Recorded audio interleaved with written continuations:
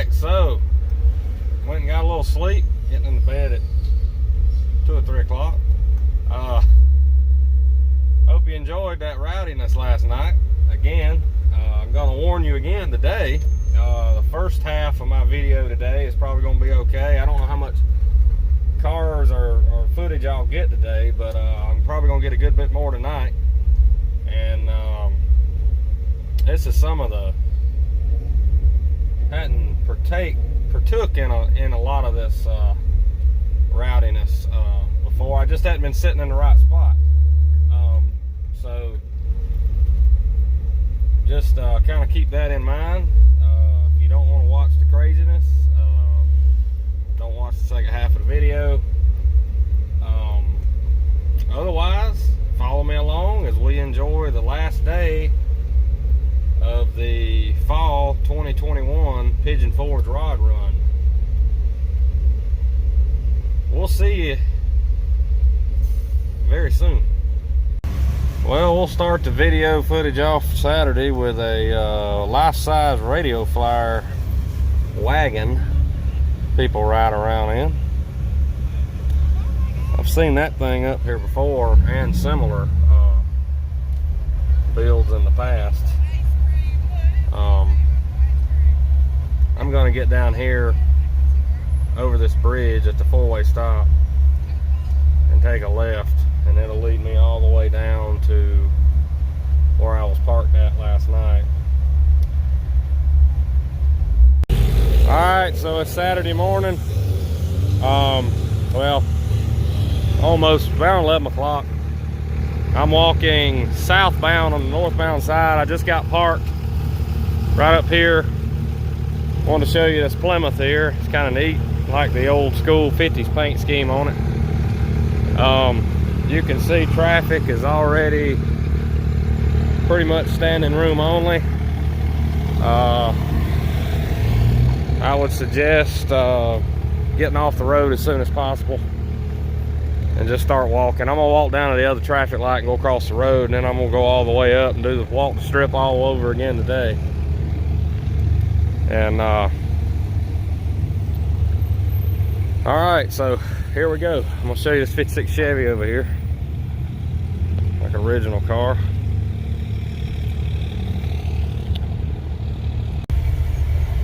Kind of show you something I like. 63 4-door sedan. Really the colors I like. And this car here was actually, the factory color was the color I actually want a 63. Of course I want a 2-door hardtop. I would consider a 4-door hardtop in the right situation, but it's got the pretty blue interior that I like. Although it has been redone, it's well done. And it's got Revenuer on the side. And I don't know if that's been added. It probably has, but this would have been a car, a Revenuer or a Detective or something would have drove around back in the day. Kind of neat. Really like that. Be nice, cool to piddle pat around town in that.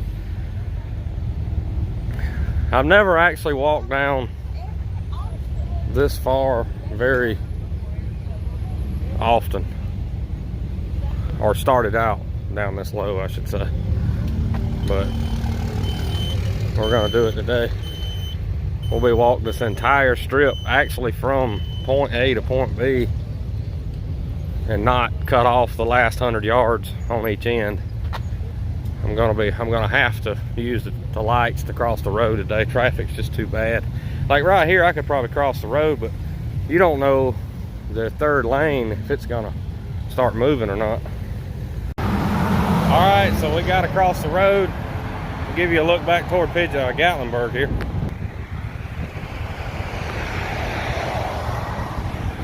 It's bad.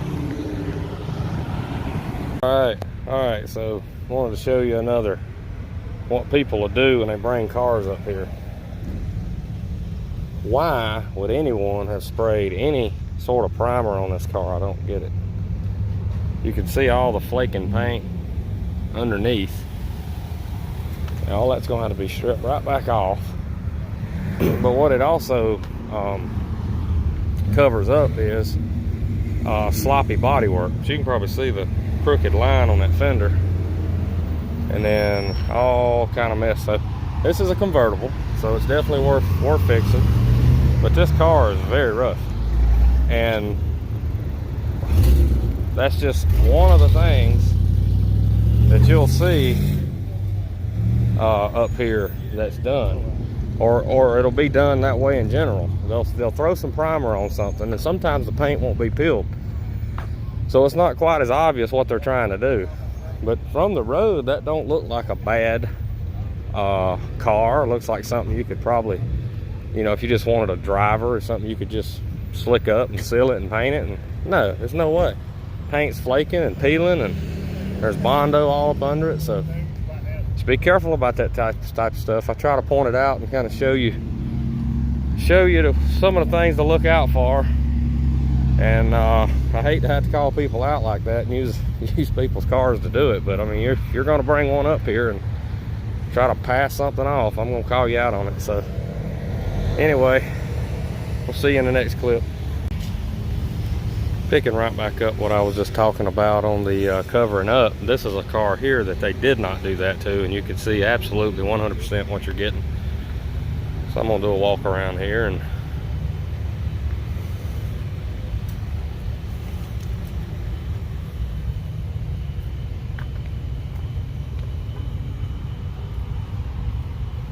yeah, big block still down there.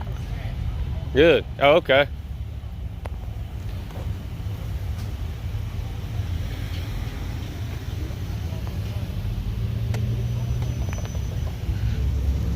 Don't want to say a whole lot. Guy was sitting there, but that's a very honest representation of a car. I didn't try to do anything to cover anything up. The engine's easily accessible where you can verify the numbers do match, because all the pulleys and stuff is taken off, and there's been nothing, absolutely nothing done to try to hide the condition of the car. So that's a no problem situation there. Here we got looks to be a really nice Super Sport.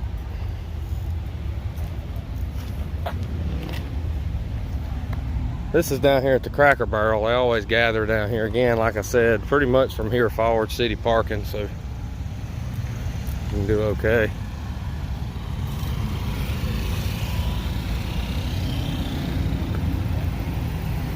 I done seen most of these cars, but I'll just give you a walk by here. I like these two cars here. All right, picking back up kind of where I've been talking about the last few video clips. Here we got a 56 Chevy 210 four-door post. Nothing has been done to alter the state of the way it was found, and it is a very, very solid car. Now, all at the same time, how cheap primer can make a rusty car appear better, it can make a car like this appear way worse. So don't change what you got. Just, you know, let it be what it is. And I mean, this thing is solid. So funny though that they want $8,500 for this, and fella I follow on YouTube, Thomas Sutton, I think he's also on YouTube, and he's on Facebook. He drags cars like this out from out in Montana and out west, and sometimes pays $300 and $400 for them, and they're rust free just like that. They're definitely worth more on the East Coast. So go out there and find what you can while it's still available before somebody snatches it up. Show you something kind of different here. Ford Falcon, Cummins diesel turbo. Got the body down at a bare metal.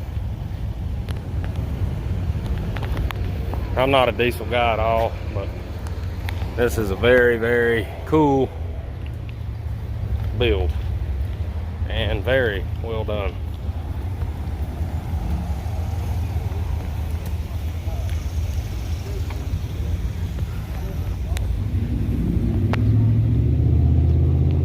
That's a nice deuce coupe there with the, I mean, not a deuce coupe, that's a T-bucket with a flathead. Here's something else kind of unusual here. Got it, looks like an A model slammed with All kind of crazy suspension. Cummins diesel. The driver's seat is right here. Wow. The good thing is, I guess if you got hit in the side, these wheels might make them bounce off of you, but those things are cool, but man, them things are death traps. I'm sorry. Almost as bad as being on a motorcycle. Now look at this. Two well done hot rods. One's got a 409. This one's got a 327. This thing is nice. No, it's not a 327. That's an LS engine. Looked like a 327. Very nice. All right, I'm gonna get some pictures of these. This is a 62 Buick, two-door post. I couldn't tell you the last time I saw a 62 Buick of any sort. This is a two-door sedan. Of course, me, you know me, I like a hardtop, but it caught my eye because it's just so rare. The taillights almost look Moparish.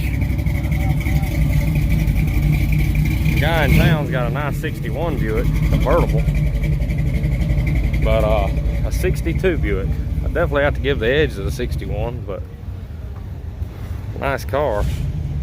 Caught my eye. It's unusual, unique. That's why I took a video of it. Here's something kind of you don't see a whole lot of here. This is like a mid-70s Grand Torino.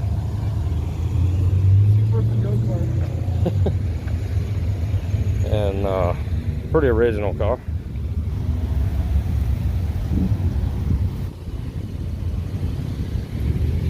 There's some more OBS's.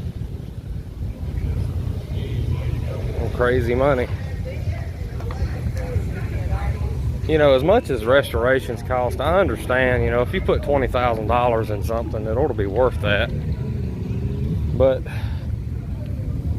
if you just drug it out and it just needs paint and interior and you're still trying to get mid-teens, I don't understand that.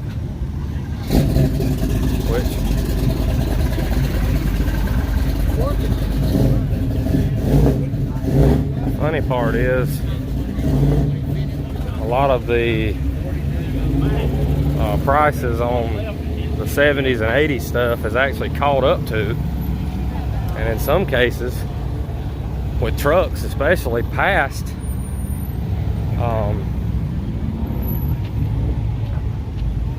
the pre-72 era, which, you know, I always kind of base later model stuff off earlier prices, but now it's just gotten so mixed up. It's like, you know, square bodies, I've seen those in the 30s. Well, you can still buy a nice pre-72 for in the 30s.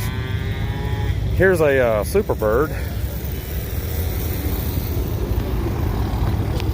Don't see many of these. Not real sure if this is real or fake. I would say it's fake because I don't see a line here. I see some things about the car that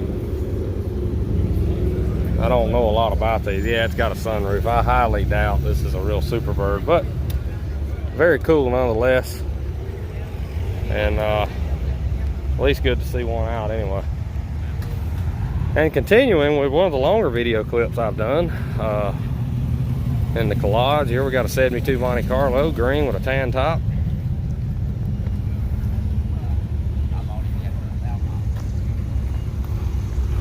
Bench seat car. Alright, I'm gonna take a look at this thing and get a few pictures. I gotta show you an oddball here. A friend of mine's got one of these.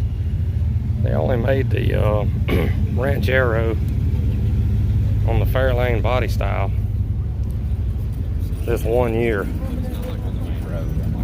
Before it was a Falcon, and then the very next year it went to the bigger full-size car. This is a 67. It's a 1 year only Ranchero. You don't see that many of them. A friend of mine's got one. It's real. It's not a conversion or anything. But kind of unique. 1 year only. All right, so I'm gonna show you a 70 Monte Carlo here. There's a 72 out here for about the same money that's way better shape. They want just $14,900 for this one. That 72, they want $15,000, and it's a way better car. So it shows you kind of gotta shop around. This car needs a roof skin, and it's probably gonna need the sail panels. And I got a YouTube video on how I done that and how expensive that can get. Not bad, but you gotta buy the car for the right amount of money. And basically you cut sail panels and all that. You go look at the video, but it's a decent car. Here's a 72 down here. I'll show you the comparison. It's literally 10 feet or 50 feet away. This is a way better car. It's got the original vinyl top. Funny thing, it's about the same color. It's a 72, and they only want 15,000. I mean, to me, that 70 down there is about maybe a $6,000 car, maybe. This car here, honestly, I could see the asking price with the junk that's out there for sale. And coming from somebody who does body work for a living, you're gonna have 100 hours in that 72 to do it versus closer to 200 on the other car, and you're looking at about 6,000 to 7,000 in labor versus 10,000 to 12,000. So keep that in mind out there, y'all, and don't jump on the first thing you ever find. That's way too much money for that gold 70, way too much. That's a very, very overpriced car. One of the more overpriced Monte Carlos I've seen since the last year I was up here, and they had $15,000 price tags on $2,500 cars. So anyway, I'll show you this Malibu right quick. Pretty, very pretty color. Very nice. Ramjet 350. Like a candy color, I believe. All right, we'll walk on. All right, so basically what you're looking at here is a 63 that fits all my boxes of what I kind of want in a 63. The blue, they had a darker blue, a little lighter blue, it's okay. With the blue interior, which I like. The big problem is it's a convertible. And I'm not really a convertible person. It's just a recipe for wreaking havoc. Not saying I wouldn't buy that car and enjoy it, but usually convertibles are way up in the money, and I can't, you basically gonna pay for this car what you can buy a lot nicer hardtop for. I would like to know what they'd want for it, but this is kind of what I'm looking for in a 63, but a two-door hardtop. But I really like that.